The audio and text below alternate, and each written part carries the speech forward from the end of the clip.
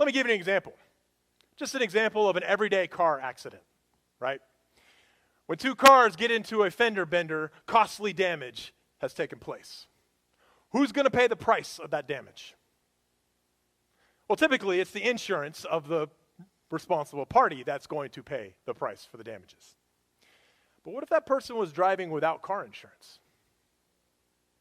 What if that person simply does not have the financial means to cover the cost of both cars? What could the person who wasn't at fault do in response to that situation? Well, that person could, out of the goodness of their hearts, choose to forgive that person and actually offer to use his insurance to cover the damages at his own personal cost. Or he could seek justice and get the police involved and let a police officer deal with it. But even if out of the goodness of his own heart he forgave the person that caused the accident, the cost of the accident doesn't go away. It still exists. Tow trucks have to be paid for. Cars have to be repaired. The cost does not disappear through forgiveness. In God's created world, there is always a cost for brokenness, sin, and evil in this world. And so in the example of the car accident, even if it is forgiven, the cost itself remains. And it will be paid by someone. It will either be paid by the person responsible, or it will be moved on to someone else to pay for it, or some other group of people to pay for it. Let's get a little more personal. Let's say that somebody has broken your heart or deeply wounded you by something that they had done to you in the past. When that happens to us, we have a deep sense of feeling of wrongness in the world.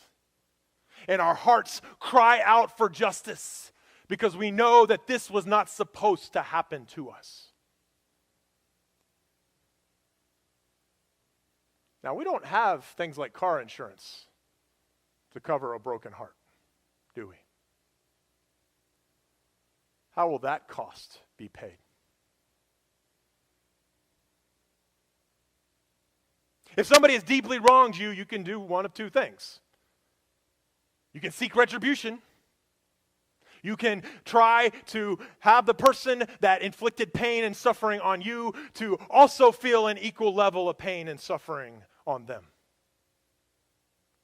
After all, eye for an eye and tooth for a tooth. It's in the book of Exodus.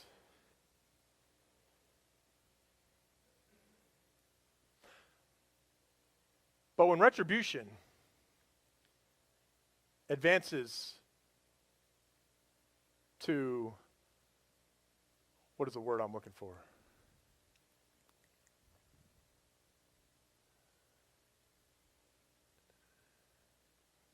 Revenge. There it is. You guys are supposed to help me. When retribution advances to revenge, as it almost always does,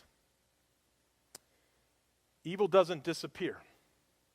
It spreads around.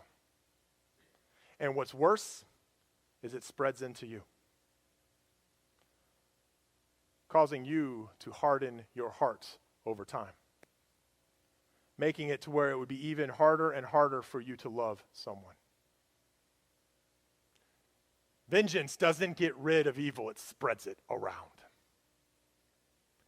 And it darkens your heart. And so if you seek retribution for your husband who cheated on you, or your father who left you, and you hang on to that, then you will one day progress to the point to where you will mistrust and hate all men. Seeking revenge eventually leads us to the point where that person who harmed us will become the personification of every single person of a certain group, gender, race, culture, or political affiliation. Revenge is not how evil dies.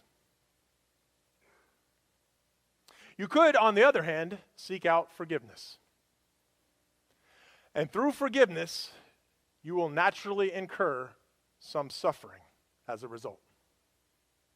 Anybody who has struggled to forgive somebody who has wronged them knows just how hard it can be to forgive. Oftentimes, the words come long before you feel it in your heart.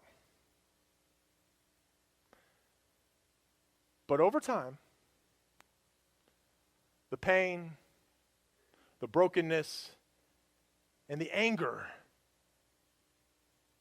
starts to fade away. And you start to heal. Forgiveness is the only way to find healing from the pain of the one who has deeply wronged you. It's not easy, but forgiveness is how evil dies.